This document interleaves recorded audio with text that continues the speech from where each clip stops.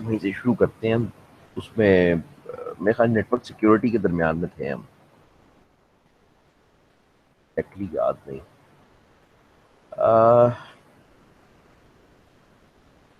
I think हमने, हाँ, security से शुरू करना था, ये कर लिया था। हाँ, इसकी बातें हमने की थी, ठीक है। तो ये अटैक्स थे जो बेसिकली नेटवर्क्स के ऊपर हो सकते हैं, ठीक है। और ये बिल्कुल रियल है, होते हैं तकरीबन सारे। इनमें से जो सबसे ज़्यादा आपसे पूछा जाता है, जो आपको आता है, वो डीओएस अटैक होता है, डिनाइल ऑफ सर्विस अटैक। जो सिंपली ये था कि भाई एक वेबसाइट या सर्वर को डाउन करने की कोशिश है। अच्छा, वो है कैसे कि आप बहुत सारी रिक्वेस्ट, डमी रिक्वेस्ट उसको भेजते हो ताकि वो उस वक्त आंसर ना कर सके, ठीक है ना। यहाँ तक हम कर चुके थे, ठीक है, चलें आगे। जी सर, ये कर लिया था। हाँ, चलें आगे। अच्छा जी, प्रोटेक्शंस एंड क्योर्स बेसिकली क्या है कि इनसे चीज़ों से बचना कैसे है, ठीक है। नंबर वन तो जो है वो एंटीवायरस है, ठीक है। अ, थोड़ा सा पता होना चाहिए कि एंटीवायरस कैसे काम करता है।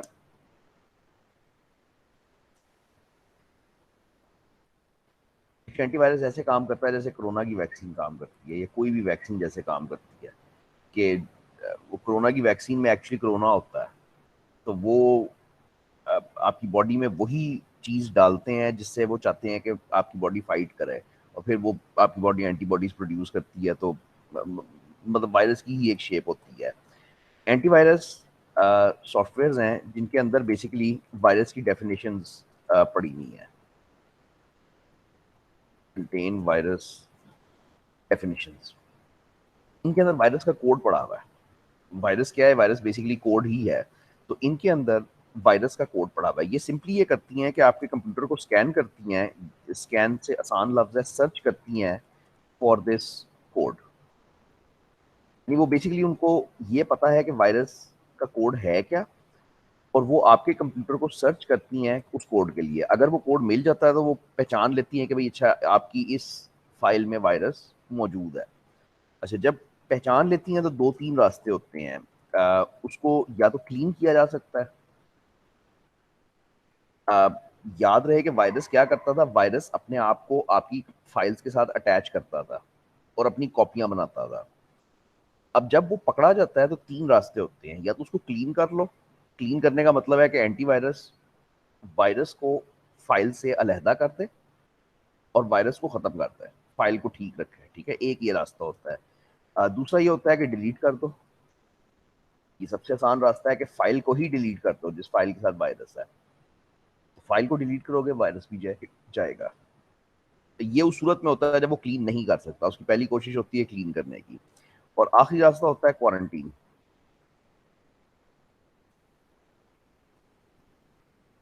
क्वारंटीन का मतलब होता है कि एंटीवायरस सॉफ्टवेयर इस वक्त उसको क्लीन नहीं कर पा रहा, ठीक है। लेकिन हो सकता है कि फ्यूचर में एक दो दिन बाद, एक हफ्ते बाद एंटीवायरस ये कर सके। आपको पता है ना, आप उसको अपडेट करते रहते हो राइट क्लिक करके एंटीवायरस को, ठीक है ना। ये इसलिए ये फास्टिंग है, ये तो मर जाएगी।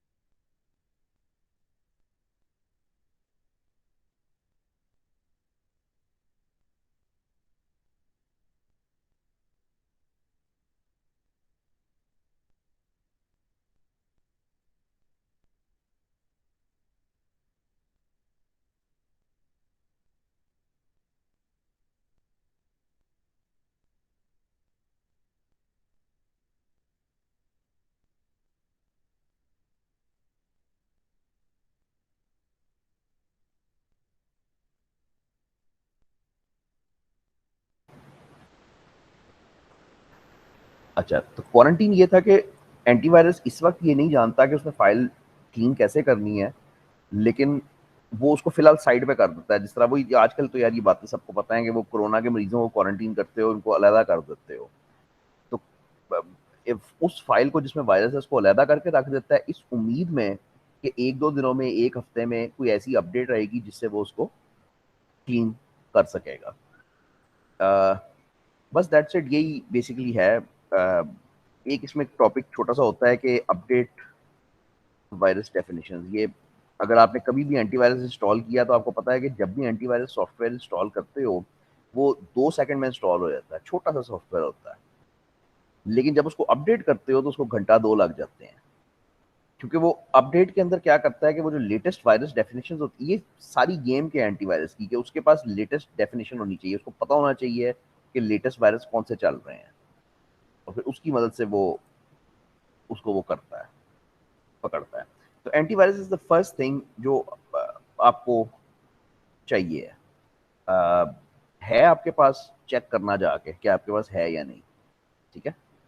और मतलब अगर नहीं है तो क्यों नहीं है, क्या चक्कर है, जरा चेक करना। ये आपको बचाता है वायरसेस और वर्म्स वगैरह से। वायरस अटैक नहीं होता। वायरस तो बेसिकली एक कोड है जो आपके पीसी की नॉर्मल फंक्शनिंग को डिस्टर्ब कर रहा होता है, ठीक है। अच्छा, अब जो अटैक्स होते हैं, एक सेकंड यार।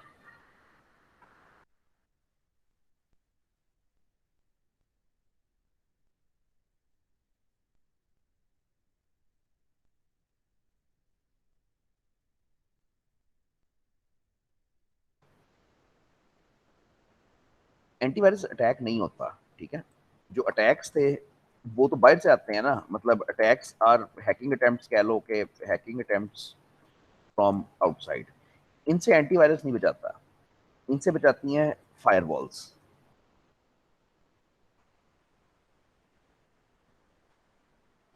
फायरवॉल बेसिकली एक सॉफ्टवेयर होती है, हार्डवेयर भी हो सकती है लेकिन सॉफ्टवेयर होती है। Firewall is a software which acts as a filter between your PC and the outside world.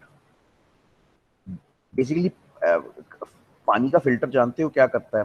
उसको आप पानी देते हो, वो उसको फिल्टर करता है, विच मीन्स कि वो उसमें से गंद जो है वो ऊपर रख लेता है और साफ पानी निकाल देता है। फायरवॉल 100% एक फिल्टर की तरह काम करती है, ठीक है। विच मीन्स के आपने इंटरनेट से जितनी ट्रैफिक मंगवाई है, जितने पैकेट्स मंगवाए हैं, वो सारे उस फिल्टर के अंदर से गुजरते हैं। तो जो तो वाकई आपने मंगवाए होते हैं वो तो गुजर जाते हैं, लेकिन जो फायरवॉल को शक होता है कि भाई ये गलत है, ये अटैक है या वट, वो वहीं पे स्टार्ट पे ही रोक देता है, वो आने नहीं देता अंदर तक, ठीक है। तो firewalls are the first thing, first line of defence जो आपकी होती हैं। अगेन ये सारा कुछ आपके कंप्यूटर में है, लेकिन मैं कह रहा हूँ कि आप खुद चेक करो तो बेहतर है। तो आप फायरवॉल लिखोगे तो ये विंडोज़ की फायरवॉल मौजूद है और ये हमेशा ऑन ही होती है। अगर कभी ये ऑफ हुई हुई है तो अजीब सी बात है, मतलब ये आपकी एक सिक्योरिटी है, मुफ्त की सिक्योरिटी है जो आपको मिली हुई है, तो इसको हमेशा मतलब ऑन होना चाहिए। तो firewall is the first line of defence जो आप करते हो। क्यों नहीं लिखा हुआ? अच्छा, लिखा हुआ है, ठीक है, फायरवॉल्स हैं। अ, दूसरी बात ये है कि आपको लेकिन ये उन चीज़ों से नहीं ना बचा सकती जो आपके वो अटैक्स थे फिशिंग टाइप के, जिसमें आप खुद वॉलंटरली आप मतलब हिस्सा ले लेते हो कि अच्छा ठीक है हम करते हैं। आ, इसके अलावा छोटी छोटी बातें हैं। आपको basically email should have strong spam control. बहुत सारे वायरसेस जो है ना, बहुत सारे वायरसेस ईमेल्स और मैसेंजर्स के जरिए से फैलते हैं। मैसेंजर्स पे आपको मैसेज आते हैं किसी के कि भाई ये फलानी चीज़ क्लिक करो, तुम्हारा 1 करोड़ का इनाम निकला है। बस वो क्लिक करने की देर होती है, ठीक है, कि वो क्लिक करोगे तो वो बस वो that is what runs the code on your computer. इसी तरह से ईमेल्स पे फिशिंग बहुत ज़्यादा होती है। मतलब ईमेल आपको आती है, अगेन उसके अंदर कुछ कोई अटैचमेंट होती है या कोई लिंक होता है जिसको आप क्लिक कर देते हो, तो वो स्पैम होती है। स्पैम मीन्स कि वो आपने तो नहीं मंगवाई होती, वो किसी ने एम ही भेजी होती है। तो ईमेल में स्पैम कंट्रोल होना चाहिए बहुत स्ट्रॉन्ग, कि जो पहचाने कि भाई कौन सी मेल जेन्युइन है और कौन सी खराब है, कि किससे आपको उसने बचाना है। और दूसरी सिंपल सी बात यह है कि बंदे को स्टूपिड नहीं होना चाहिए कि should not click on any links which look suspicious. Suspicious का क्या मतलब है? Suspicious का मतलब है कि भाई जब आपको कोई ईमेल आती है तो आप पहले देखते हो कि सेंडर है कौन। अगर तो सेंडर वाकई जेन्युइन है, आप मतलब जेन्युइन का मतलब है कि आपने ही मतलब कोई भी रीजन के आपको आपका दोस्त है, आपको पता है कि कहाँ से आई है ईमेल, बैंक से आई है, किससे आई है, तो वो ठीक है।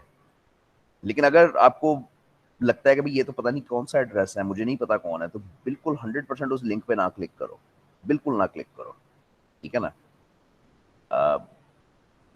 ये इसमें बड़ा ये बड़ा इस वक्त हॉट टॉपिक है, क्योंकि लोगों के फोन्स और बैंक अकाउंट्स हैक करने की कोशिश हो रही है सब, बहुत ज्यादा, बहुत ही ज्यादा ना। तो फोन हैक करने से ये होता है कि पर्सनल डेटा मिल जाता है, फिर ब्लैकमेल करते हैं, और बैंक अकाउंट हैक करने से आपको पैसे मिल जाते हैं। ये दोनों रास्ते चल रहे हैं। जो नेटवर्क इंजीनियर्स ये जो चीज इस्तेमाल करते हैं वो प्रॉक्सी सर्वर्स है, एक्चुअली मुझे पहले बताना चाहिए था। तो फायरवॉल पहली लाइन ऑफ डिफेंस होती है।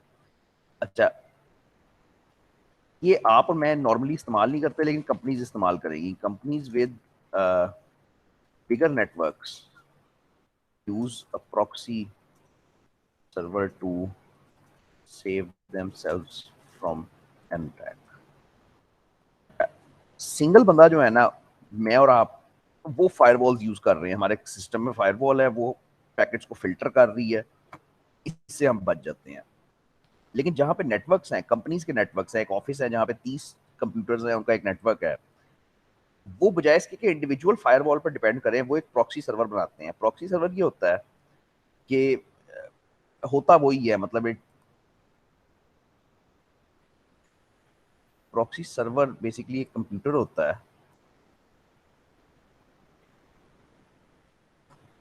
इज अ कंप्यूटर,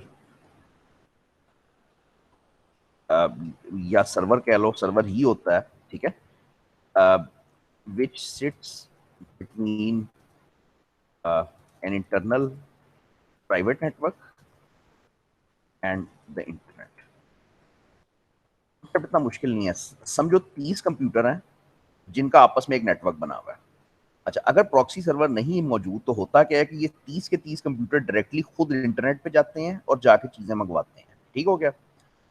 अब इन दोनों पार्टियों के दरमियान में, यानी इस नेटवर्क और इस इंटरनेट के दरमियान में एक प्रॉक्सी सर्वर रख दो। अब प्रॉक्सी सर्वर ये करता है कि इन 30 कंप्यूटर्स ने जब भी कोई डेटा मंगवाना है, जब भी कोई ट्रैफिक मंगवानी है, ये उस प्रॉक्सी सर्वर में से गुजर के जाएंगे। यानी ये रिक्वेस्ट अपनी इंटरनेट को नहीं भेजेंगे, ये अपनी रिक्वेस्ट भेजेंगे प्रॉक्सी को, और प्रॉक्सी आगे से जाके इंटरनेट से इनके लिए वो डेटा लेके आएगी, ठीक है।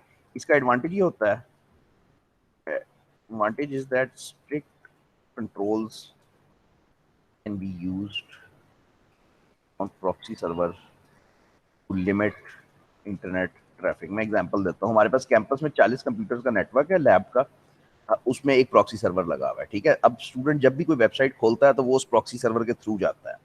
फायदा क्या होता है, हमारे पास ये सारा कुछ रिकॉर्ड हो रहा होता है, ठीक है। वो प्रॉक्सी सर्वर पे सारा लॉग बन रहा होता है कि कौन से स्टूडेंट ने किस वक्त क्या किया है। उसको पढ़ता कोई नहीं है, जहरी बात है, लेकिन अगर जब कोई प्रॉब्लम होती है, जब कोई आके पूछता है, तो बंदा उसको खोल के देख सकता है। दूसरा फायदा ये होता है कि आप प्रॉक्सी सर्वर को ये कह देते हो कि भाई ये फलानी वेबसाइट अलाउड नहीं है, फॉर एग्जाम्पल फेसबुक अलाउड नहीं है, या प्रॉक्सी सर्वर पे पॉलिसी बना देते हो। अब लैब में से जो भी कोई फेसबुक को हिट करने की कोशिश करता है, प्रॉक्सी सर्वर उसको रोक देता है। तो प्रॉक्सी सर्वर पे बेसिकली कंट्रोल्स लगते हैं, पॉलिसीज लगती हैं, जिनके जरिए से आप नेटवर्क ट्रैफिक को कंट्रोल कर सकते हो। अब अगर आपको पता है कि एक वेबसाइट है abc.com, और आपको पता है कि यहाँ से वायरसेस आते हैं, तो आप हर बंदे को कैसे रोकोगे उसको वो करने से? वो आप ये है कि प्रॉक्सी के ऊपर एक लॉ बना दोगे, एक स्ट्रिक्ट रूल बना दोगे। ये काम को पढ़ोगे नहीं आप आगे जाके, इस तरह की चीजें। बस ये है कि आपको खुद ही अगर इंटरेस्ट है तो आपको खुद ही आप घर पे बना सकते हो ना बड़े आराम से, किसी भी कंप्यूटर पे बस एक प्रॉक्सी की सॉफ्टवेयर इंस्टॉल करते हो, और मतलब उसके थ्रू आप सिक्योर करने की कोशिश करते हो। वीपीएन भी होना चाहिए था इसके अंदर, वीपीएन नहीं है, चलो, नहीं है तो नहीं है। ये दो लेक्चर ज़रा यार इंपॉर्टेंट थे, इनमें से क्वेश्चंस बहुत सारे आते हैं कि वायरस क्या है, एंटीवायरस कैसे चलता है, मतलब छोटी छोटी चीजें हैं लेकिन बहरहाल आती हैं। एक और फॉर्म ऑफ सिक्योरिटी जो है ना वो इंक्रिप्शन है। इंक्रिप्शन कुछ और है। इंक्रिप्शन ये है, ये मेरा कंप्यूटर है, ये तुम्हारा कंप्यूटर है, मैंने तुम्हें एक मैसेज भेजा, अब जाहिर बात है तुम समझते हो इतना अब कि भाई डायरेक्ट कोई तार तो लगी नहीं हुई मेरे कंप्यूटर से आपके कंप्यूटर तक। तो इंटरनेट कैसे चलता है? राउटर पैकेट स्विचिंग से, कि एक पैकेट जो है वो एक राउटर से दूसरे राउटर जंप मार मार के रास्ता बना के तुम्हारे घर तक पहुंच जाता है। दरमियान में इधर एक चोर बैठा है, हैकर बैठा है। ठीक है, हैकर क्या है? हैकर कौन है? हैकर वो है जो या तो तुम्हारे सिस्टम के अंदर घुसता है या तार के अंदर, नेटवर्क के अंदर घुसता है। नेटवर्क के अंदर घुसने से ये होता है कि उसको ट्रैफिक मिल जाती है ना, उसको डेटा मिल जाता है कि जो भी डेटा मैं ट्रांसफर कर रहा हूँ वो मिल जाता है।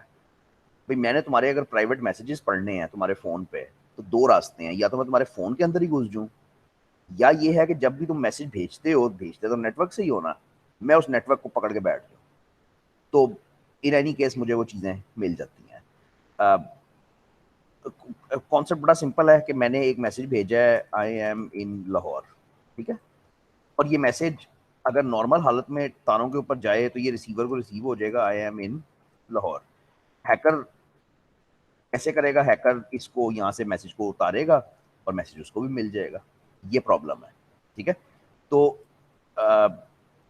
Traffic on internet can be seen easily by any hacker। और ये इतना आसान है कि मैं आपको बता नहीं सकता। मतलब आपने एक सॉफ्टवेयर इंस्टॉल करनी है वो पैकेट एनालाइजर की, और बस उससे आपने काम करना शुरू कर देना है। पकड़ना बहुत आसान है, आगे उसके ऊपर काम करना, उसकी सेंस बनाना, वो अकल का काम है, वो मुश्किल काम है। खैर ट्रैफिक डेफिनेटली कोई भी हैकर आराम से उसको पढ़ सकता है तार के ऊपर से, नेटवर्क के ऊपर से। ठीक है, so we need to secure our communication. ये हम कैसे करते हैं? This is done via encryption. Encrypt करते हैं मैसेज को। ठीक है, इंक्रिप्शन डेफिनेशन पता नहीं कैसे करोगे, लेकिन मतलब समझा देता हूँ, बड़ा ही आसान कॉन्सेप्ट है। वो कहता है कि मेरा कंप्यूटर जब ये मैसेज भेजता है आई एम इन लाहौर, तो एक्चुअली तार के ऊपर ये नहीं डाला जाता, तार के ऊपर ये नहीं डाला जाता। फॉर एग्जाम्पल मेरे कंप्यूटर के अंदर एक कोड है कि भाई वो ए को कहता है 21, बी को कहता है डब्ल्यू, सी को कहता है XY, डी को कहता है 1E। मुझे नहीं पता, कोई रैंडम कोड है, बिल्कुल बिल्कुल रैंडम कोड है। ठीक है, तो मेरा कंप्यूटर ये करता है कि वो इस मैसेज को इंक्रिप्ट करता है। तो इंक्रिप्शन के बाद ये होएगा कि ये कोई अजीब सी चीज बन जाएगी, ये मैसेज बन जाएगा। ठीक है, कुछ ऐसा बन जाएगा। ये इंक्रिप्शन का अमल है, इसको इनकोडिंग कह सकते हो। ठीक है, अभी कैसे हुआ है, अभी ये बड़ी लंबी बात है, ये बहुत ही लंबी बात है, मेरा नहीं ख्याल ये आपके कोर्स में होगी, मैं देखता हूँ। तो लेकिन बहरहाल ये है कि वो यार जैसे जंगों में नहीं होता था, वो कहते थे कि आपने अगर एक मैसेज भेजना है एक मोर्चे से दूसरे मोर्चे तक, तो बंदा ये पर्ची नहीं लेके जाता था कि सुबह 4 बजे अटैक कर देना। वो कहता था कि कल सुबह नीला तोता उड़ा देना। वो कोड वर्ड होता था ताकि अगर दुश्मन उस मैसेज को पकड़ भी ले तो उसको समझ ना आए कि क्या है। तो आपने इस मैसेज की खिचड़ी पकाई, ये खिचड़ी पक गई, ये खिचड़ी आप तार के ऊपर डालोगे। अब हैकर जब उठाएगा तो उसको ये मिलेगा, उसको मैसेज की समझ नहीं आएगी। और ये ना समझना बिल्कुल कि ये हैकर के पास ये कोड होएगा और हैकर इस कोड से वापस वो कर लेगा। ये कोड जो है, जिस तरीके से ये होता है, ये सिक्योर है। मतलब ये सिर्फ तुम्हें पता है या मुझे पता है। मैं आता हूँ अभी इस तरफ के कैसे ये होएगा। दूसरे एंड पे जाएगा तो ये वाला बंदा उसको डिकोड्स the received message, which means कि इसको वो खिचड़ी मिलेगी, ये उस खिचड़ी को वापस डिक्रिप्ट करेगा और डिक्रिप्ट करके इसको ओरिजिनल मैसेज वापस मिल जाएगा। फायदा ये मिलता है कि जो अनऑथराइज्ड हैकर्स दरमियान में से डेटा आपका उठाते हैं वो इसको पढ़ नहीं सकते, इनको समझ नहीं आती कि ये क्या लिखा हुआ है। ठीक है, अच्छा ये हर दिन आप इस्तेमाल करते हो बाय द वे? हर दिन, एवरी डे? तो ये आप कैसे इस्तेमाल कर रहे हो? आ, कभी अपने यूआरएल्स देखना जो तुम यूज करते हो, तो उनके साथ ये छोटा सा ताला बना होता है, ये ताला बना हुआ है, इस ताले पे क्लिक करो, ठीक है। तो ताले पे क्लिक करोगे तो वो लिखा हुआ है connection is secure. This means कि इंक्रिप्शन हो रही है, ये एक सिक्योर कनेक्शन है। दूसरा रास्ता ये है कि किसी यूआरएल को खोलो तो उसके पीछे या तो HTTPS लिखा होएगा या HTTP लिखा होएगा। ये जो S है इसका मतलब सिक्योर है, ठीक है। तो जहां पे भी HTTPS है दैट मीन्स कि वो सिक्योर कम्युनिकेशन कर रहा है, इंक्रिप्शन कर रहा है। HTTP इज अनसिक्योर्ड, जिसका मतलब है कि नो इंक्रिप्शन, और HTTPS is secured with encryption. इसके बगैर काम हो ही नहीं सकता। सोचो अगर मैं अपने बैंक अकाउंट का आईडी पासवर्ड इधर से डालता हूँ तारों के ऊपर, दरमियान में से मैंने वो अपने बैंक को भेजना है, ये मैंने अपने बैंक को भेजना है, दरमियान में तुम बैठे हो और तुम निकाल लेते हो मेरा आईडी पासवर्ड, तो वो तो इस तरह तो काम खराब हो गया ना, सारा तबाह हो गया, सारा हो ही नहीं सकता।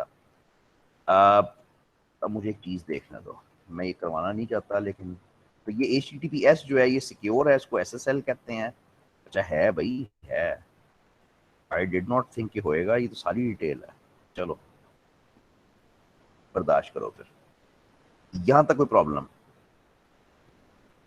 अच्छा अब ये है कि ये इंक्रिप्शन होती कैसे है। इस एस को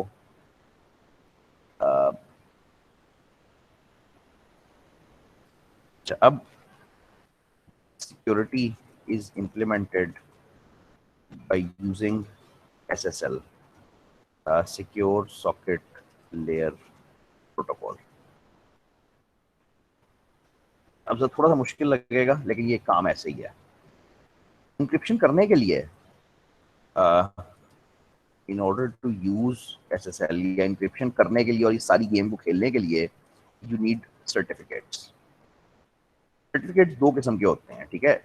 एक होता है प्राइवेट सर्टिफिकेट और एक होता है पब्लिक सर्टिफिकेट। मतलब इस लेवल पे मैं आपको बड़ा ही मतलब उस तरह से समझाऊंगा, बड़ा ही एक गलत एग्जांपल से समझाऊंगा। तुम एक तुम्हारे पास ए के पास दो सर्टिफिकेट्स हैं, एक पब्लिक है एक प्राइवेट है। प्राइवेट सर्टिफिकेट का मतलब ये है इसमें कीज होती हैं, इसमें प्राइवेट सर्टिफिकेट में प्राइवेट की होएगी तुम्हारी और यहाँ पे तुम्हारी पब्लिक की होएगी। अच्छा की क्या होती है, की एक फॉर्मूला होता है, एक कोड होता है जिसके जरिए से तुम्हें पहचाना जाता है। अब गेम सारी ये है कि प्राइवेट सर्टिफिकेट प्राइवेट होता है, वो तुम किसी को कभी नहीं दोगे, ठीक है। लेकिन पब्लिक सर्टिफिकेट का मतलब ये है कि वो पब्लिक है, वो ओपन है, वो तुम सबके साथ शेयर करोगे। अब अगर तुमने ये गेम खेलनी है यानी ए ने डेटा इंक्रिप्ट करना है तो ए ये करेगा,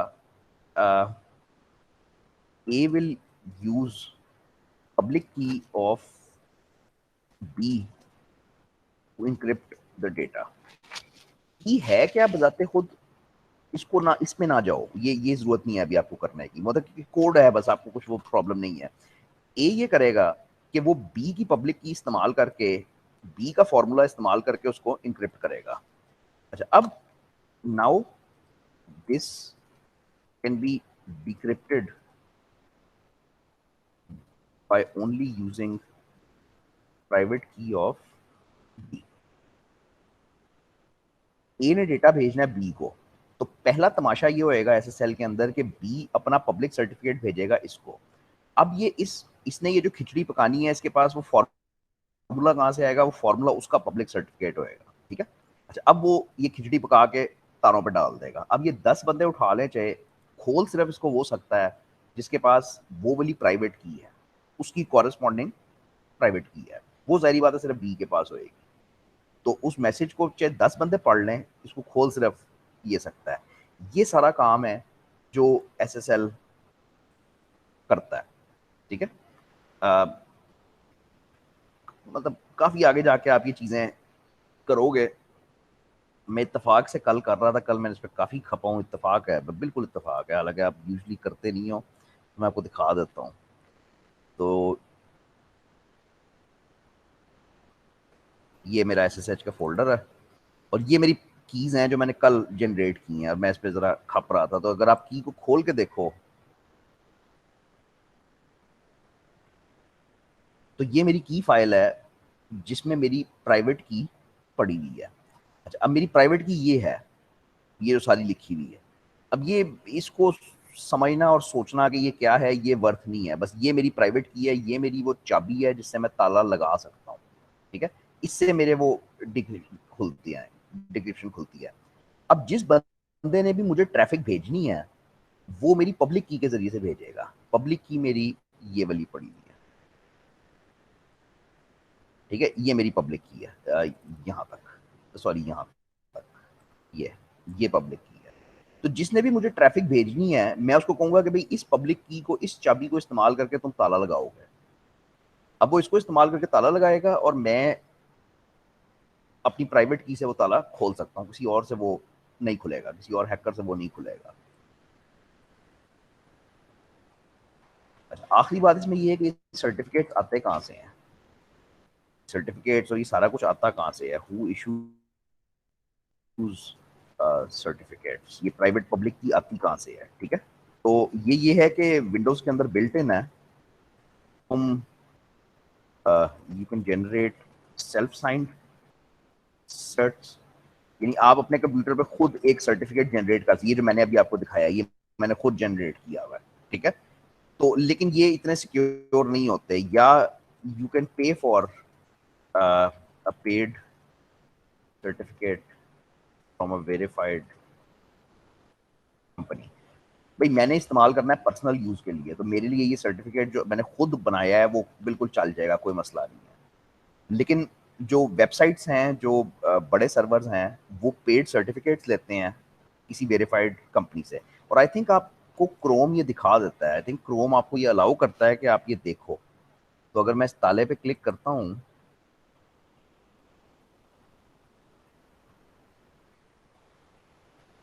ताले पे क्लिक ही नहीं होगा, चलो इधर कर लेते हैं। तो ये बता देता है आपको कि कनेक्शन सिक्योर है और ये लिखा हुआ है कि सर्टिफिकेट मेरा वैलिड है। तो इस पर क्लिक करोगे तो ये सर्टिफिकेट दिखा भी देगा, सारा नहीं दिखाएगा लेकिन बार ये बता देगा कि कौन सा वर्जन है, किसने ये इस कंपनी ने इशू किया है। GTS कैलिफोर्निया में है कोई, उसने ये इशू किया और सर्टिफिकेट की वैलिडिटी बता देता है। ठीक है, तो इन सारे कुछ के बगैर काम चल नहीं सकता। ये बहुत इंटरेस्टिंग टॉपिक्स हैं, मतलब लेकिन रियली इनको 10-15 मिनट में मतलब वो समझना समझाना बड़ा ज़रा मुश्किल सा काम है। कम से कम अपने साथ इतना लेके जाओ कि HTTPS की ज़रूरत पड़ती क्यों है, इस सिक्योरिटी की, इस इंक्रिप्शन की ज़रूरत पड़ती क्यों है। वो चोरी वाला चक्कर है कि डेटा हैक होता है। ठीक हो गया, नंबर 1। नंबर 2 ये है कि ये काम होता किस तरह से है। हर बंदे के पास एक पब्लिक की है और उसके साथ एक प्राइवेट की है। प्राइवेट वो किसी को दिखाता नहीं है, पब्लिक वो सबके साथ शेयर करता है। अब जिस पार्टी ने भी उसको डेटा भेजना है वो उसकी पब्लिक की इस्तेमाल करते हुए उसको ताला लगाएंगे। अब वो ताला सिर्फ खुल सकता है कॉरेस्पॉन्डिंग प्राइवेट की से, और उसको कोई नहीं खोल सकता। अब इसमें इंटरेस्टिंग टॉपिक्स क्या हैं, ये यार वो कंपनीज हैं, सर्टिफिकेट अथॉरिटीज कहते हैं उनको, जो वो सर्टिफिकेट्स इशू करती हैं।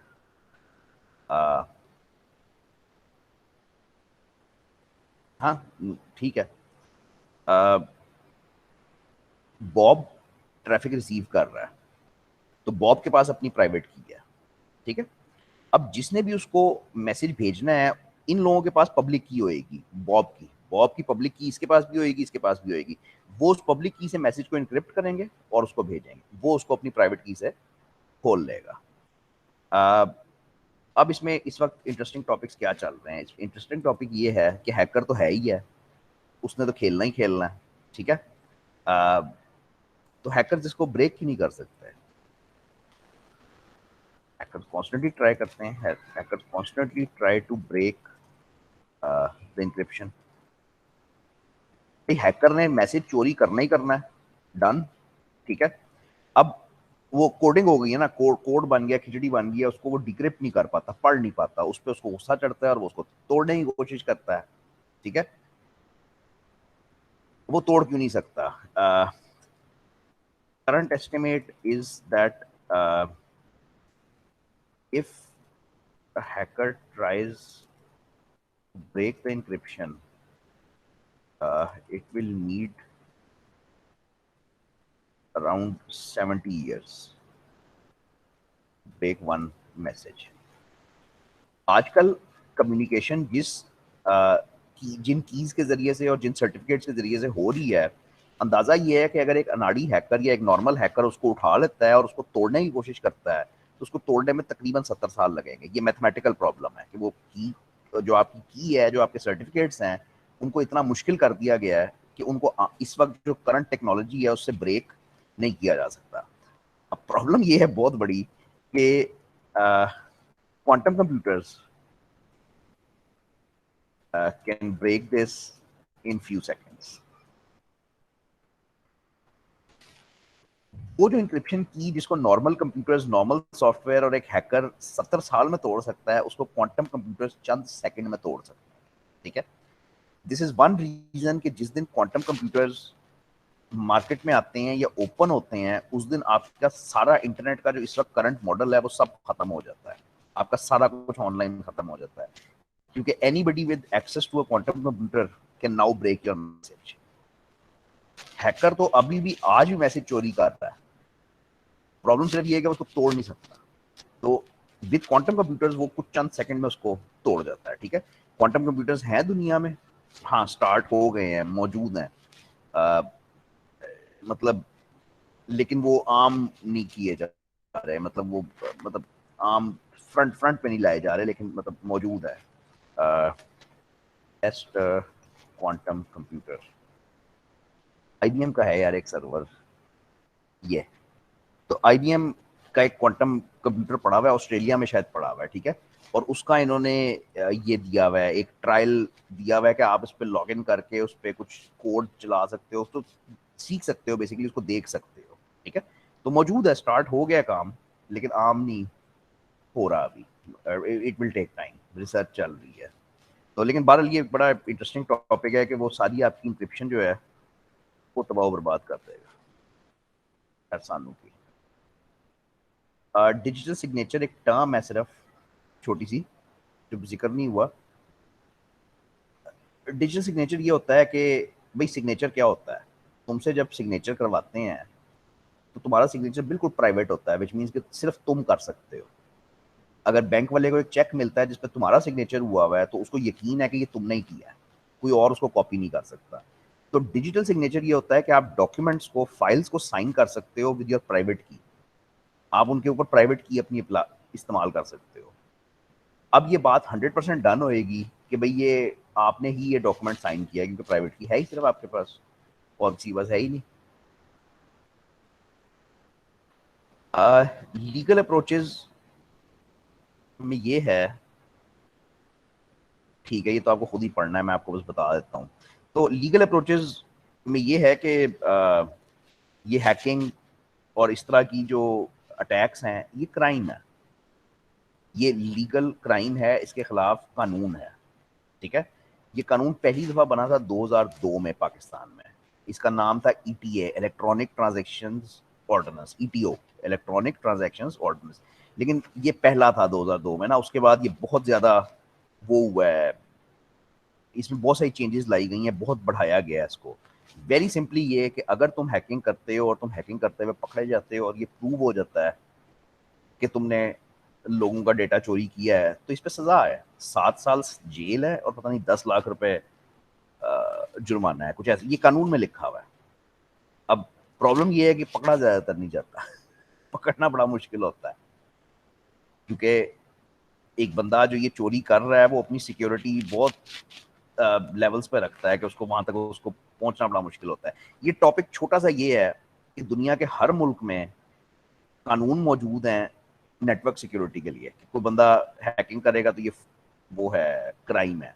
ठीक है, इसी तरह से फ्रॉड करोगे तो क्राइम है। अच्छा, अब लॉ का नाम ये है ईसीपी है, नहीं ये यूनाइटेड स्टेट्स है, सॉरी ये सुनो यूनाइटेड स्टेट्स है। तो पाकिस्तान में साइबर सिक्योरिटी जो है, हाँ ये अभी तक 10 साल, अच्छा 10 साल स्टार्ट है, 20 साल फॉर रिपीट है। बहरहाल ये है, मौजूद है, ठीक है ना।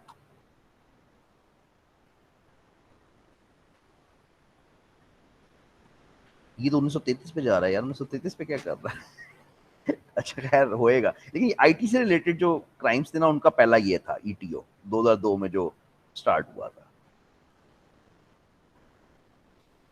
तो भाई तबीयत ठीक है, जिंदा हो। मैं क्या करूं, जिंदा है। मैं क्या करूं, किताब आपकी है, पढ़ानी मैंने है, पढ़नी आपने है, क्या करे बंदा। थोड़ा सा कर लो, एल्गोरिदम्स ज्यादा नहीं। ये मेरा ख्याल है ये आखिरी टॉपिक है आपका बुक के अंदर। ये जो आपने मिड टर्म तक जाना है ना 108 तक, मेरा ख्याल है ये आखिरी टॉपिक है एल्गोरिदम्स। ये मुश्किल है थोड़ा सा। तो लव्स एल्गोरिदम, आपको बोला यार, एक तो ये है कि एक फिल्म है जिसका नाम है एल्गोरिदम, बहुत ही अच्छी है, जरूर देखना। मेरा ख्याल है यूट्यूब पे पड़ी हुई है फ्री, उसका बस सिर्फ नाम उसका एल्गोरिदम ही है, दैट्स इट। तो एल्गोरिदम क्या होता है, आपके दिमाग में क्या आता है जब एल्गोरिदम का लफ्ज बोला जाता है? तो सिंपल बात ये है कि it is a set of steps that define how something is done. चाय बनाने का अगर मैं तुमसे एल्गोरिदम पूछूं तो तुम मुझे स्टेप्स लिख के दोगे कि पहला स्टेप है कि वो केतली निकालो, दूसरा स्टेप है पत्ती डालो, तीसरा स्टेप है पानी डालो, चौथा स्टेप है दूध डालो, पांचवा स्टेप है उसको गर्म करो, वट। जब भी लफ्ज एल्गोरिदम बोला जाए तो आपके दिमाग में एक तस्वीर बननी चाहिए कि it is a set of steps, खत्म।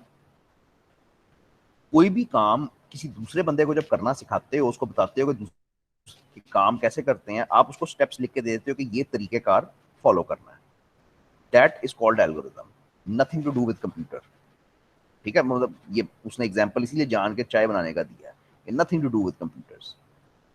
इसी तरह से एक बच्चे को आप सिखा रहे हो कि किलोमीटर को मीटर में कैसे कन्वर्ट करते हो, तो तुम्हें पता ना 1000 से मल्टीप्लाई करना है, तो वो कहता है कि इनपुट लो कीबोर्ड, किलोमीटर की उसको मल्टीप्लाई कर दो 1000 से, जवाब आ गया। ठीक है। तो एल्गोरिदम का ताल्लुक कंप्यूटर साइंस से बिल्कुल नहीं है। इनफैक्ट एल्गोरिदम का लफ्ज जो है वो मेरा ख्याल है कुछ 300-400 साल पहले बना था, long long long before computers, concept नहीं था उसका कंप्यूटर्स का। अच्छा, अब इसको कंप्यूटर साइंस में कैसे मिलाते हो? भाई एल्गोरिदम तो सिंपल इंग्लिश में लिखा होता है, उर्दू में लिखा होता है, बस वो स्टेप्स होते हैं सिंपली जो लिखे होते हैं। इसको कंप्यूटर साइंस में ऐसे लाते हो कि कंप्यूटर क्या करता है, कंप्यूटर, आपको पता था कि ये 3 काम करता है, फेच, डिकोड, एग्जीक्यूट। हमने पढ़ा मैंने कि सीपीयू बेसिकली करता क्या है कि फेच करता है अगली इंस्ट्रक्शन, उसको समझता है, डिकोड करता है कि करना क्या है, और चला देता है। तो कंप्यूटर के लिए ये बहुत अच्छा है यार, कि कंप्यूटर को स्टेप्स लिख के दे दो, और वो पहले स्टेप को उठाएगा, पढ़ेगा, चलाएगा, फिर दूसरे को उठाएगा, पढ़ेगा, चलाएगा, और वो इस तरह से चलता जाता है। प्रोग्रामिंग यही है। प्रोग्रामिंग ये है कि आप उसको स्टेप्स लिख के तरतीब से दे देते हो, और वो एक एक इंस्ट्रक्शन उठा के चलाता जाता है। ठीक है। जाहिर बात है आप इंग्लिश में नहीं लिख के देते, आप उसकी अपनी जबान में लिख के देते हो, लेकिन बेसिकली प्रोग्रामिंग यही है। और एल्गोरिदम्स कंप्यूटर साइंस में इतना ज्यादा पढ़ाते इसलिए हैं, इसीलिए है कि ये प्रोग्रामिंग की बुनियाद।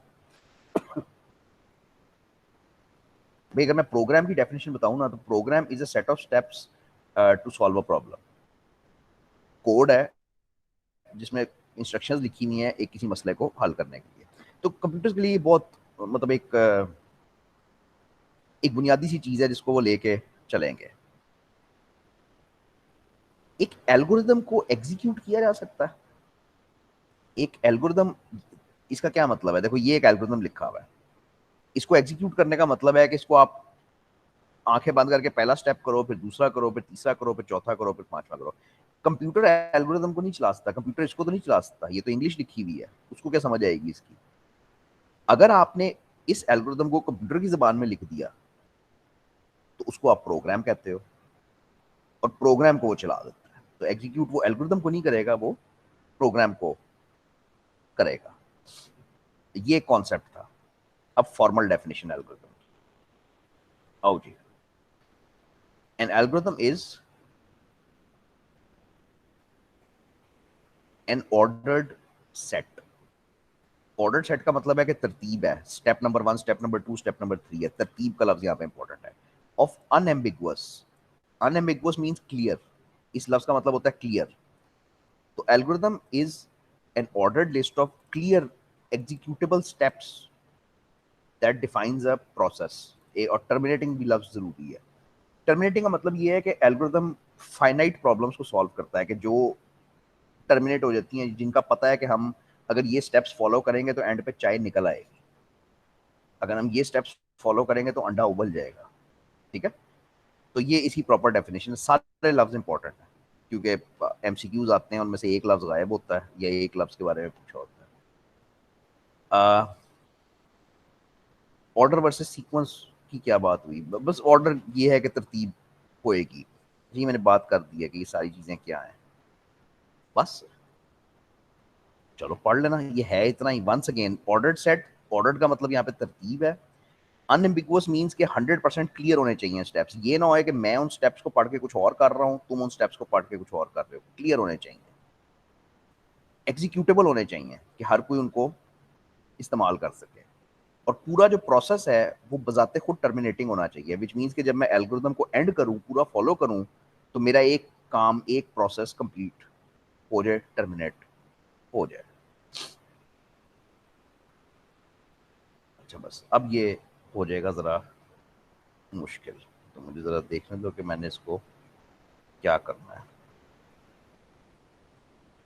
तो आज हम इसकी सिर्फ पिच तैयार करेंगे और कल हम इसको टेक्निकली पढ़ेंगे। हाँ, आज इसकी सिर्फ पिच तैयार कर लो, बिल्कुल ठीक है। तो पिच इसकी ऐसे तैयार होएगी कि नंबर 1 पे तो प्लीज़ ये बात बिल्कुल क्लियर करना कि कंप्यूटर साइंस में इसका क्या इस्तेमाल। अभी तक जो बातें हो रही थी वो जनरल थी, अब बातें प्रॉपर हो रही हैं कि एल्गोरिथम का कंप्यूटर साइंस में क्या इस्तेमाल है। वो इस्तेमाल ये है कि at the end of the day computer science का कोई भी बंदा हुआ है, उसने कोड लिखना है, उसने प्रोग्रामिंग करनी है, उसने कोड लिखना है। ठीक है, वो डायरेक्टली कंप्यूटर पर बैठ के कोड नहीं लिखता। बस ये वाली बात हो रही है। वो पहले एक एल्गोरिथम लिखता है। अब एल्गोरिथम को लिखने की बहुत सारी शक्लें हैं। हेलो वर्षा,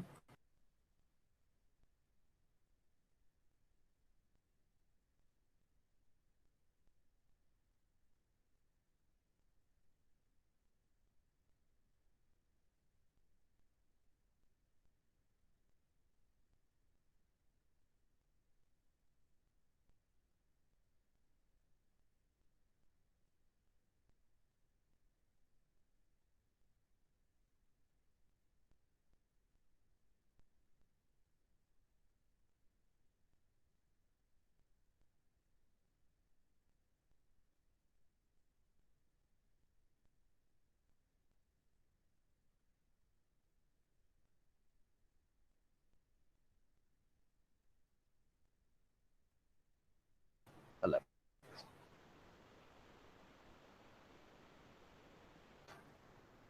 तो एल्गोरिदम लिखा कैसे जाता है, मतलब उसकी फॉर्म क्या होती है? उसकी जो सबसे सिंपलेस्ट फॉर्म होती है उसको सूडो कोड कहते हो। Pseudo code simple English, Urdu, Punjabi, जिसमें मर्जी लिखना है उसमें लिख लो। ठीक है, लेकिन वो एल्गोरिदम होएगा, वो एक सीक्वेंस ऑफ स्टेप्स होएगा, लेकिन उसको बहरहाल आप एक सिंपल इंग्लिश, उर्दू, पंजाबी, जिस तरह लिखना चाहते हो लिख देते हो। आपने बेसिक स्टेप्स लिखने हैं। ठीक है, ये देख रहे हैं कि भाई वो काम करना कैसे है। सूडो कोड के बाद 2-3 रास्ते निकलते हैं, लेकिन जरूरी नहीं है कि इसी तरतीब में निकले। ठीक है, कुछ कुछ जगहों पे इसको फ्लो चार्टिंग की जाती है। फ्लो चार्टिंग क्या होती है कि it is a pictorial representation of algorithm. वैसे तो ये 9वीं 10वीं की किताबों में थोड़ा सा स्टार्ट करवाते हैं, सिखाते हैं कि फ्लो चार्ट कैसे बनते हैं। तो फ्लो चार्ट बेसिकली क्या होता है, उसी एल्गोरिदम की, जो आपने सिंपल इंग्लिश में एल्गोरिदम लिखा है, उसकी एक तस्वीरी शक्ल होती है, चार्ट सा बन के वो आता है। उसका फायदा ये होता है कि उसको विजुअलाइज करना जरा आसान हो जाता है। फ्लो चार्ट के बाद नॉर्मली एक इंटरमीडिएट फॉर्म ऑफ, यार बल्कि इसी को सूडो कोड, गलत हो गया थोड़ा सा, गलत हो गया थोड़ा सा, माफी चाहता हूँ। सूडो कोड बिल्कुल सिंपल इंग्लिश उर्दू में नहीं होता, सूडो कोड टेक्निकल होता है। वो एल्गोरिदम के लफ्ज़ को इस्तेमाल कर लो बेसिकली सिंपल इंग्लिश के लिए। सूडो कोड थोड़ा टेक्निकल है। Pseudo code is written technically as a program. बहुत मुश्किल है समझाना सूडो कोड, और आज करना भी नहीं है, कल ही करेंगे। लेकिन सूडो कोड बेसिकली ऐसे है, यार देखो, कोड को समझते हैं फिर बात इजी हो जाएगी। कोड तुम डेफिनेटली जानते होगे is written in a programming language. तुम इतना भी समझते होगे कि ये तो बड़ी स्ट्रिक्ट होती है भाई प्रोग्रामिंग लैंग्वेज, इसमें अगर कहीं पे कॉमा लगाना था और तुमने कॉमा नहीं लगाया तो ये नहीं चलता, क्योंकि ये कोड ऐसा ही है कि वो एक स्पेसिफिक कंप्यूटर लैंग्वेज ही है। तुम शुरू करते हो सिंपल इंग्लिश से, तुमने एंड करना होता है कोड के ऊपर, फुली टेक्निकल कोड के ऊपर। दरमियाना रास्ता सूडो कोड है। सूडो कोड ये होता है कि थोड़ा सा टेक्निकल होता है, थोड़ी सी इंग्लिश होती है, यानी कोड प्लस इंग्लिश मिक्स करके वो करते हो।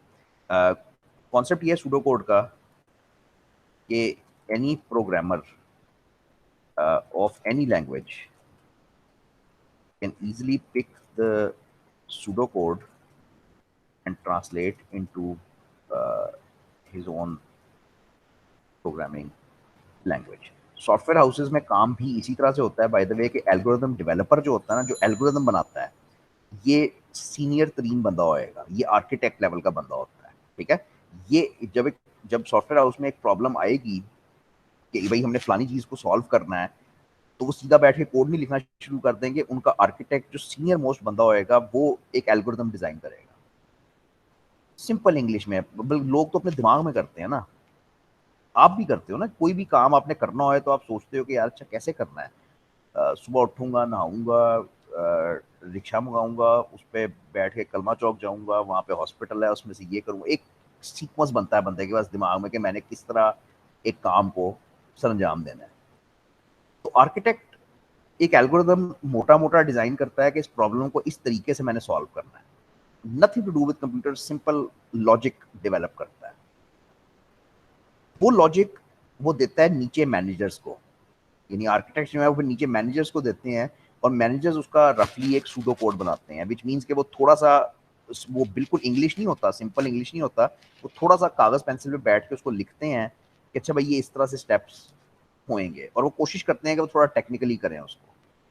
कॉन्सेप्ट ये है कि वो सूडो कोड अब जिस मर्जी प्रोग्रामर को पकड़ा दें, पीएचपी का प्रोग्रामर हो, जावा का हो, सी शार्प का हो, जिस मर्जी चीज का प्रोग्रामर हो, वो सूडो कोड को पढ़ के वो अपनी लैंग्वेज के अंदर कोड लिख सकता है, ठीक है।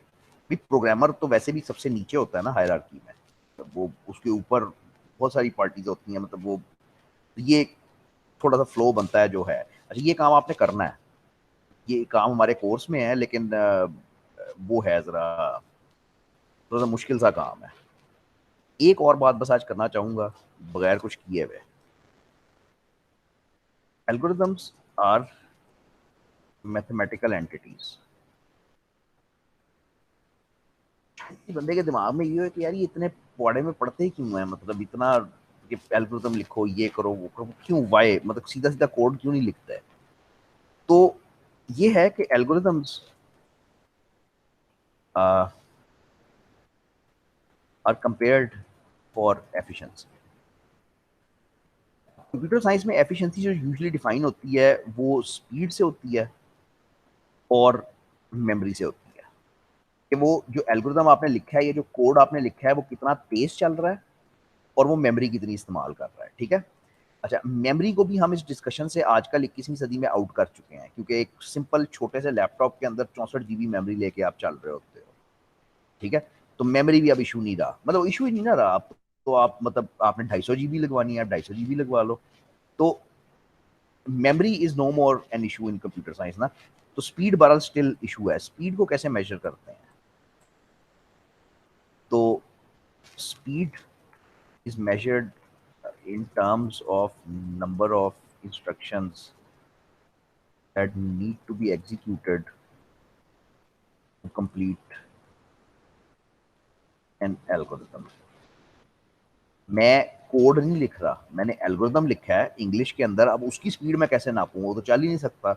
तो एक नॉर्मल एक एग्रीमेंट है पूरी दुनिया में कि हम नंबर ऑफ इंस्ट्रक्शंस गिन के ये हिसाब लगाते हैं कि किसका एल्गोरिदम छोटा है, किसका एल्गोरिदम लंबा है। ये क्यों करना ज़रूरी है? ये करना इसलिए ज़रूरी है कि एफिशिएंसी के लिए ना यार, any given problem might be solved in 100 different ways. बड़ी सिंपल सी एग्जांपल है, तुम्हें कहता हूँ कि तुमने जाना है कलमा चौक अपने घर से, 10 रास्ते निकलते होंगे, 10 रास्ते निकलते होंगे कि तुम कौन सी सड़कें लेके तुम वहां तक पहुंच सकते हो। किस सड़क से जाओगे जो सबसे छोटी होएगी, जिसपे टाइम सबसे कम लगेगा, जो तेज होएगी, ठीक है।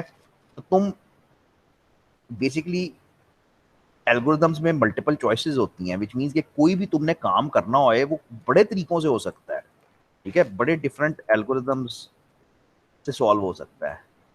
We pick the algorithm is quickest. सही है ना? कंप्यूटर साइंस में बार बार आप वो एल्गोरिदम पिक करोगे जो क्विकेस्ट है।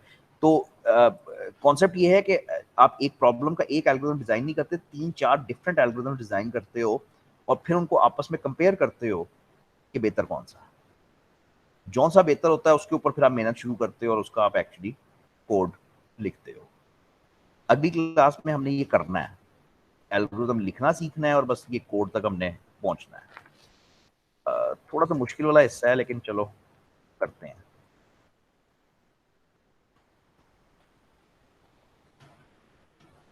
लो भाई, यस सर। सर मैं आपको कल जी सर जब आपने HTTPS का बताया था उसके साथ लॉग का, उसके आपने खोल के दिखाया था तो वैलिड डेट लिखी हुई थी, तो एक क्या? स्पेसिफिक डेट, वैलिड डेट लिखी हुई थी। हाँ हाँ, बिल्कुल बिल्कुल बिल्कुल बिल्कुल, मैं एक बताता हूँ, बिल्कुल। स्पेसिफिक डेट तक वो वैलिड रहेगा, उसके बाद वो इनवैलिड हो जाएगा। हाँ बिल्कुल बिल्कुल ऐसे ही है। देखो पता है बात क्या है, ये एक वेबसाइट है, गूगल की वेबसाइट है, कोई भी है, गूगल का ये सर्वर है, ठीक है। जी अब गूगल ने एक सर्टिफिकेट इशू करवाया है किसी कंपनी को पैसे दे के, जी ठीक है। गूगल ने किसी को पे किया है और अपना ये सर्टिफिकेट इशू करवाया है। उस सर्टिफिकेट की वैलिडिटी होती है कि वो सर्टिफिकेट इस तारीख तक, 2 अगस्त 2021 तक वो वैलिड है। अब इस तारीख पे हमारा कोई सिरदर्द नहीं है, गूगल को वो सर्टिफिकेट वो करवाना है, रिन्यू करवाना है, ठीक है। जी गूगल रिन्यू करवाएगा, अपने सर्वर पे चढ़ाएगा, और मतलब हम तो यहाँ पे क्लाइंट है ना, हम तो सिर्फ जी यूज कर रहे हैं। इसका यार एक बड़ा वो कॉमन एरर होता है, दिखाऊं पता नहीं किस तरह आपको, मुझे ये नहीं पता कि दिखाऊं किस तरह। मतलब जब आप ULMS पे जाते हो और इसको अगर आप फोर्स करना चाहते हो कि ये HTTPS इस्तेमाल ना करे, अगर मैं ये S उड़ाना चाहता हूँ, पता नहीं करने देता है या नहीं, नहीं करना देता। हाँ नहीं करना देता। मतलब इसका एक बड़ा कॉमन एरर होता है, एरर पे लिखा हुआ आता है कि भाई this website is not secure, do you want to proceed.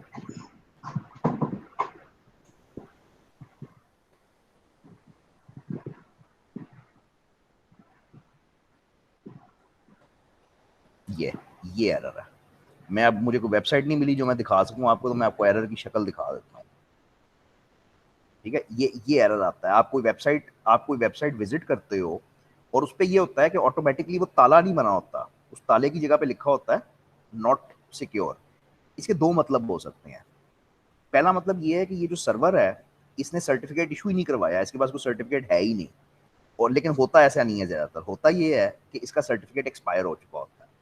यानी वो एग्जैक्टली जो आपने मुझसे पूछा ना कि भाई ये डेट जब खत्म होएगी तो क्या होएगा, तो ये सर्टिफिकेट कंपनी को दोबारा इशू करवाना पड़ेगा, या फिर उनकी वेबसाइट इस तरह से चलेगी, लिखा हुआ आएगा नॉट सिक्योर, ये काटा लगा होएगा। इस्तेमाल आप फिर भी कर सकते हो वेबसाइट, लेकिन वो आपको बता देगा कि भी सिक्योर नहीं है, इस पर पासवर्ड वगैरह ना भेजो। और एक्चुअली मेरा ख्याल है हर साइट ही जो हम इस्तेमाल करते हैं ना वो HTTPS होती है, वो सिक्योर होती है। जहां पे भी आप वेबसाइट को डेटा दे सकते हो ना भाई, LMS को सिक्योर करने की क्या जरूरत है? बेसिकली ये दो चीजों की जरूरत है, ये जो स्टूडेंट आईडी और पासवर्ड आप देते हो, क्योंकि ये आईडी पासवर्ड जब आप डालते हो तो इवेंचुअली इस पर्सनल इंफॉर्मेशन ने तारों के ऊपर जाना है। तो जिधर जिधर पर्सनल इंफॉर्मेशन जा रही है वहां पे लाजमी है कि वो सर्टिफिकेट प्रोवाइड किया जाए, वरना काम खराब है। ठीक है। वीयू ने कहाँ से लिया हुआ सर्वर, ये देखो सर्टिफिकेट गोडैडी से। वीयू वालों के काम भी ऐसे ही है। तो गोडैडी से वीयू वालों ने सर्टिफिकेट परचेज किया हुआ है और अगेन वो 2022 तक वैलिड है। अब मुझे 2 मिनट देना जरा, मैं फोन।